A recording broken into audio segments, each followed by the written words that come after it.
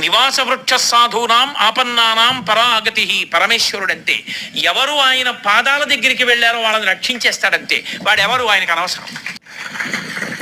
చెట్టుకి భగవంతుడికి అంత దగ్గర లక్షణం. చెట్టు కదలదు, ఆత్మ కదలదు.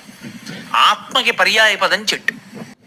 అవి అకస్మాత్తుగా లేచి పెడుతుంటాయి. ఇప్పటికీ అటువంటి చెట్లు ఉన్నది ఒక్క శ్రీశైల పర్వతాల్లోనే ఉన్నాయి.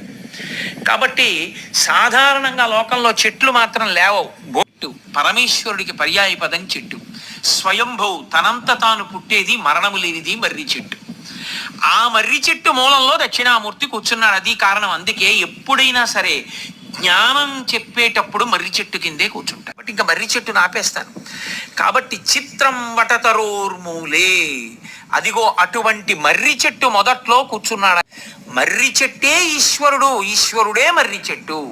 మర్రి చెట్టు నీడన ఇంకొక చెట్టు పుట్టదు.